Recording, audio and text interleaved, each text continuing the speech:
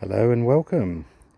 It's all fun and games, isn't it? It's all fun and games. As you can see, I've torn up the play area, taken out the edging, disturbed all the plant roots and whatnot to get to that manhole cover, because the drain was blocking coming out the kitchen, which was making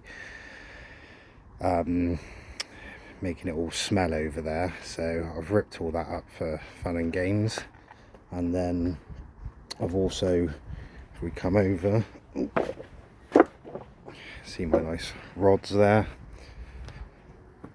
and you can see where it's all been backing up out of that drain there, which comes out of the kitchen. Now, I was under the impression that that drain went down there and then comes straight across the garden, almost in line, hit that drain where the manhole cover was, which runs left to right and meets up with all the drains to all the other houses, which is why I took that manhole cover up to see if I could get me rods down there. But the rods didn't want to go, and the reason is because it actually, you can just see that corner comes off, sweeps up all those patio stones that I've just taken all up for no reason, and then cut across,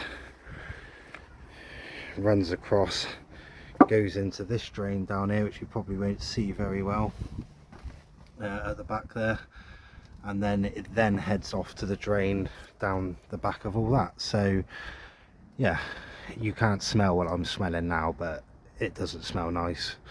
But we got there in the end, unblocked it all, so that's good. So yeah, now I've got to put everything back together, so we'll do that, and then we'll have a little look round at some of the plants, and you can see I've done the fencing. Okay, right, it's all back together. Never goes quite down the same way as it was the first time, but it's good enough, so I'm happy with that. Drains are unblocked, happy with that.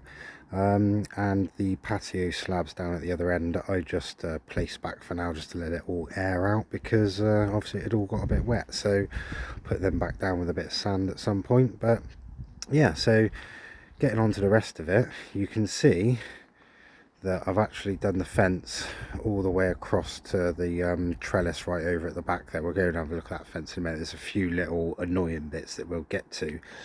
This is actually the fence that makes the difference, because it's the one you can see flat out from the kitchen window and the lounge window, or the house as it were, and it makes it look a bit less building sitey, if that makes sense, because you can't really see that panel it all ties in. So that's really nice. So that's ready now for the two clematis armandii in there, one on the sort of, you know, left third, which will cover the fence panel, and one on the right third, which will go up over the big stone waterfall, which I'm going to build there at a future date.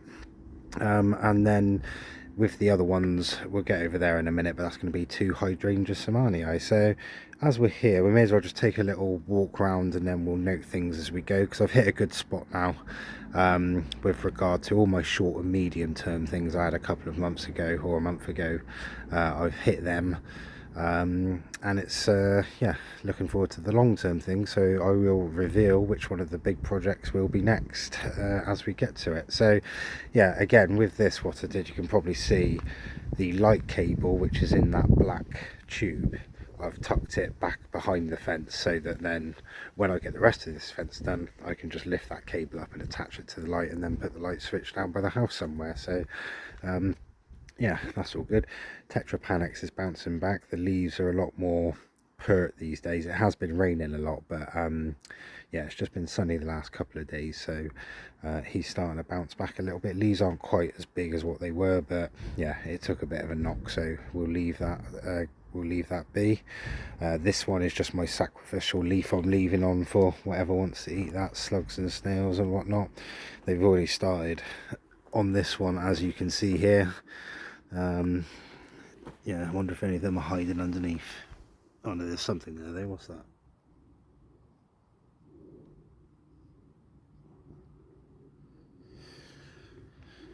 Some form of bug. Oh, right, okay, ready to go. So yeah, moving on round, the Lematia Ferruginea is doing well. You can see the sort of bit more limey, not lime green, but bright green growth points, so that's growing away nicely. That's good. The Blechnum chilense is doing well. All these fronds have all coloured up now. It's got a few more coming out, so hopefully that will take over that that sort of area. Not take over, but you know what I mean, fill it all out and just spread willy-nilly around. That would be quite nice if it did that. The Pilostagia verbenoides, they're all coming back. The flowers are all you know, starting to go now, so I'll wait until all the flowering's done, and then I'll chop all this year's flowers and last year's flowers off, and I might chop these ones that are coming out towards us out as well, just to send it up the fence a bit more. Scheffler has bounced back from the lack of water and the troubles it was having, so that's all good. Cyathea doing well. You can see that one's, this nice lime green one, starting to pop out now, so that's nice. There's another one coming straight up towards us in the centre there, so that's all right. So I finished off all this fence down here, or the half of it, if you see what I mean.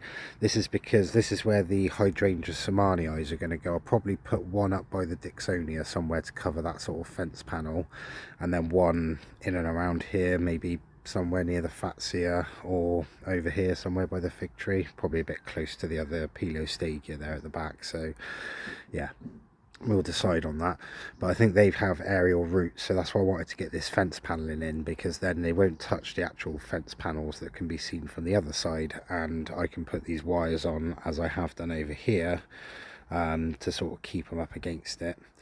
So that should be quite good. Fatsia, yeah, the last video, thank you to the green thumb who just advised me that effectively it's sort of sat in really boggy conditions down there and the roots can't breathe. So yeah, I've tried aerating it a little bit, what I could. Chopped a few of the odd fronds off some of the aspleniums just to get a bit of air in there, but we've been a lot drier this week, so hopefully this thing will bounce back. Time will tell. So yeah, going down here, a couple of the annoying things actually is that the original fencing I put in, which is right there at the bottom, I put 3 lots in here to give me the height for this patio so I could work to it. They're not the same size as these ones, so there's a big gap down there, you can just see it. I'll just get a bit of batten and put it in that. And also, this doesn't look too bad here, as in, you know, nothing funny going on with the eye, but if I bring you over this way, you can see where that fence post has collapsed, or not collapsing but bent. It's made it all bendy. So what I'll do is between this post and this post, when I build the pergola, so the post on the right with the ferns in and that wonky one, I'll put a big bit of wood, jam a big bit of wood in there to like hold it back straight. That should do a job hopefully. And yeah, just carried it all the way across here, because obviously this is going to make it really easy for doing the trellising, because if I continue this wood all the way up to the top of the fence, a little bit expensive, but yeah, probably worth it.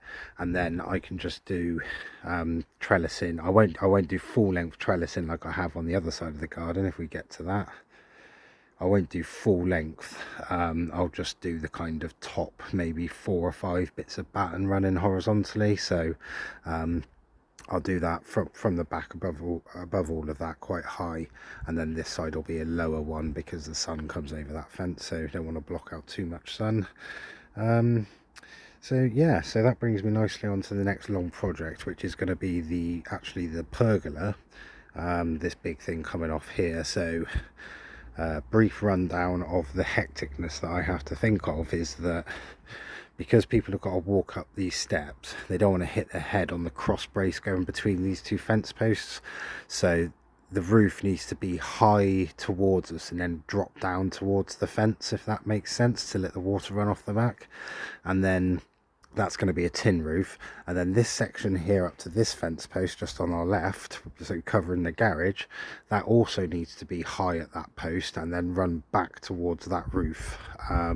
You know, I'll put another guttering in probably underneath that one because it won't marry up otherwise. But yeah, so high roof back to the fence, high roof back to the house, and then when it gets to this bit, it's going to have to change to high at the house and down over low to the pergola. So it's going to be an interesting transition, this piece here, which is going to go between the kitchen window and the garage roof, because to the right of it is going to be high back to low to the house, and then low back to high. So yeah, interesting things to come, but we'll get to that when we get to it.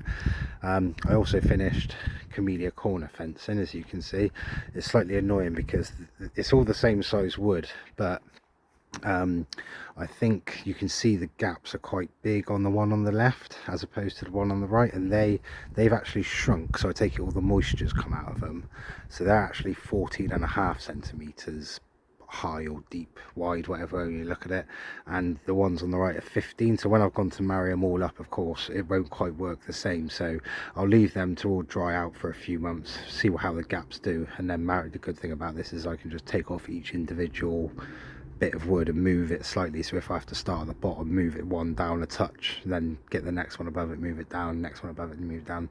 That's what I'll have to do. So yeah, next thing really is going to be to do the trellising on top of camellia corner, just to take it up to the height of where I've got there and put the last top bit on that.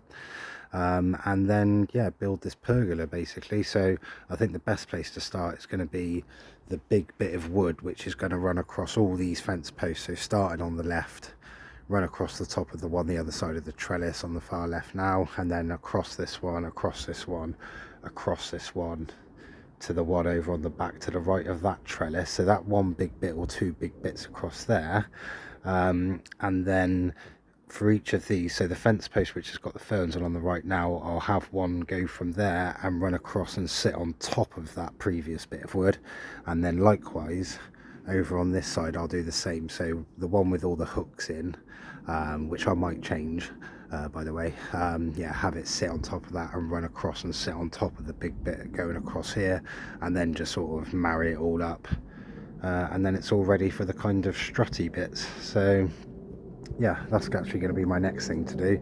You can see I've already been working out, because the trouble is that these posts are not level, and when I say they're not level, they're not level by a long way. So this is actually the lowest post here, so if we come across to this one, you can see my pencil mark at the top there, that one's about 3 centimeters off. If you think that's bad, if we come across to this one, you can see that one's 90 centimeters out, so I'm gonna have to work out a way of leveling everything off. But yeah, it's a fun little project to get on with. Grass is looking good. Gonna have a cocktail party in a couple of weeks, so I'm gonna get up to putting green standard over the next couple of weeks, and then yeah, work out where I'm going to go with there really, because I've done my medium stuff. That was sort out the irrigation, which I've run in the second one. You can see one bit of it running across the fence post at the top to the left. That's got a mist sprayer on it to do the foliage for the tree ferns, and I've separated that from the sort of ground drip irrigation, so I can do different quantities and things like that. The light cable is up behind the fence at the back, as I said previously, behind the banana, so that's done. The wood is done, so we're ready for the climbers to go in. I'll put them in autumn, so they won't grow much over winter, but they get their roots in. And then once those 4 are in, we're on to specimen plants and amendments when stuff goes wrong, or if I want to change stuff. So yeah, good times. Yeah, so anyway, that's a quick update for you. God knows what will happen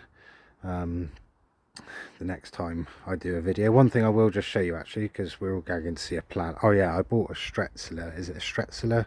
The bird of paradise. He's not in a pot, he's on the ground. I'm going to give him the test with the heating and see if it works on that. I don't think it will, but you never know your luck. Yeah, Lophosaurus is looking good. See, it's just kicking out a frond at the top there, kicking one towards us, but it's very like furry this when it comes out. And then we've got the silver one in front of us that's furry, and then if you look at the one to the back that's coming up there, can you see it sort of shed its fur, and you can just see the undersides of some of these fronds. Nice and sort of bluey, so happy days. But yeah, the one I'm really happy with is this giant honeysuckle. It is going some now. It's already wrapped itself all the way around. These leaves are big, they're almost as big as my hand, and as you can see, there's one bit jutting off there, there's another bit right at the back jutting off there. That bit at the back is now growing. This is growing towards us dead center. The back one hasn't started growing, but I figure if I let this grow a bit longer, tuck it behind the strelitzia, and then it should find its way to the trellis hopefully. So yeah, all fun and games. Anyway, hope everyone's enjoying the rare bit of sun if you've got it. Back to the rain for 2 weeks, I reckon. Anyway, see you later. Have a good day.